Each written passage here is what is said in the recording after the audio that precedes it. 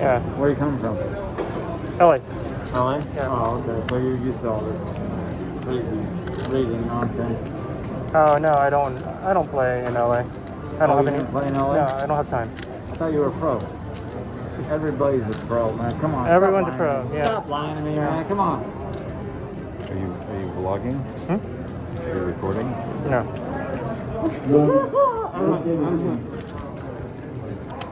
I mean, I am recording, but it's not for vlog.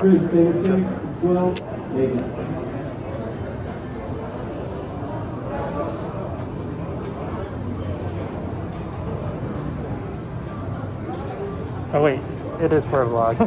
We're all pros. We're all pros. We're all I pros. understand. I know. We're all pros. You don't have to tell me twice.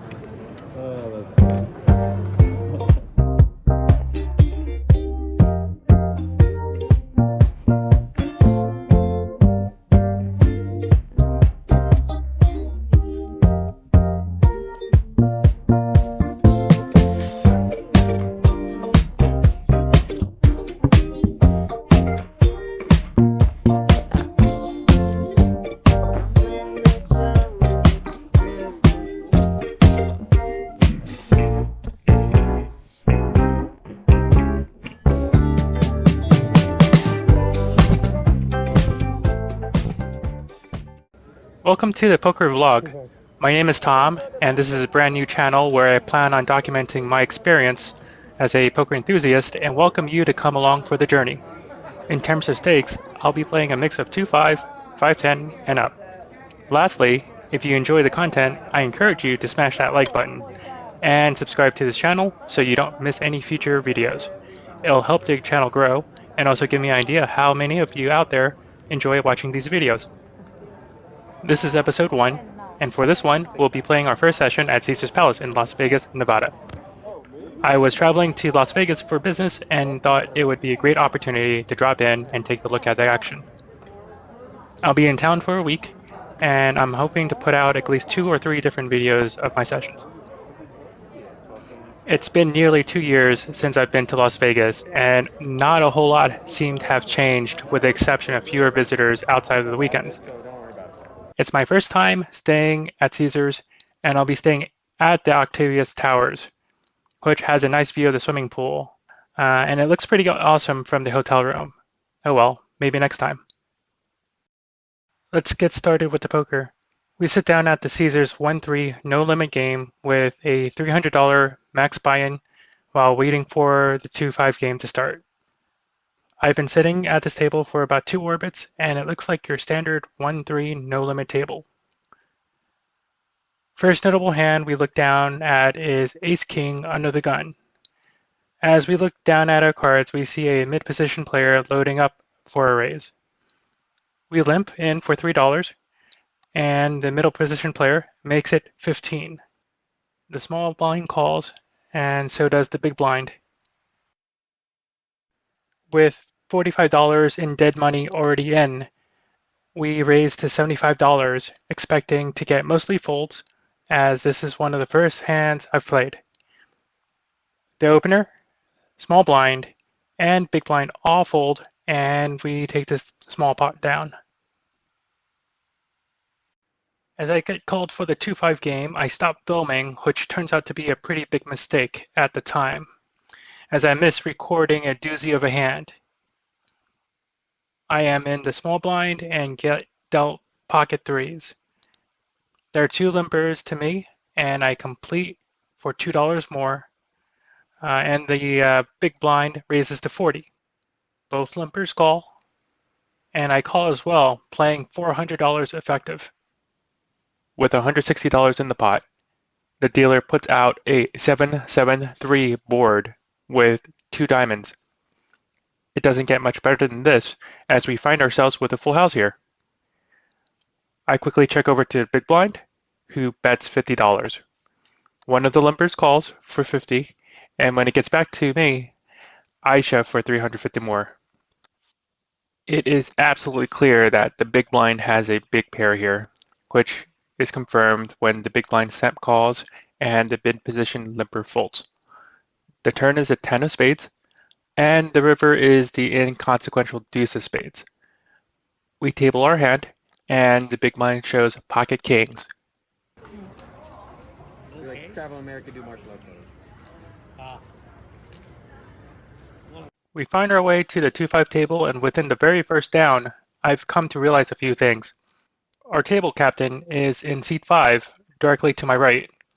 He's a friendly captain, loves to drive action, and loves bomb pots and Grand Marnier liqueur.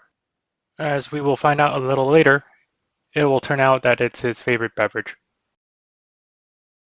As I'm getting situated, the very first bomb pot happens. For those who aren't familiar with bomb pots, every player throws $25 into the pot and gets dealt 2 cards face down.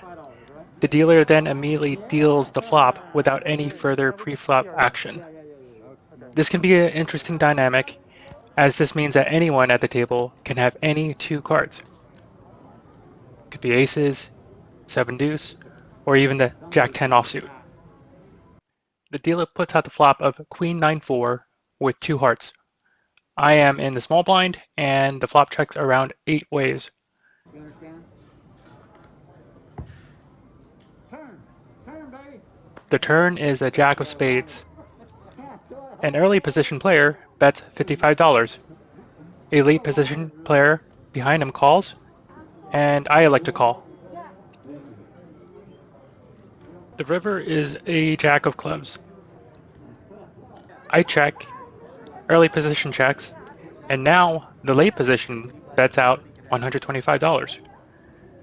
This late position bet is a little odd, as any straight hit the turn hard, and since the late position player just called the turn bet, he definitely doesn't have a straight here. My guess is that he either has a jack like myself, a decent queen, or a busted draw. I choose to raise all in here for thin value, as while there are quite a few hands that beat mine, I think this hand plays best as a shove for several reasons at this specific table. The early position player looks annoyed at the situation and folds, and the late position player folds as well. Nice hand. Nice bet, you big bluffer. Oh, he wants to take a picture. He wants to take a picture of this guy. What a shout this guy to his own hand.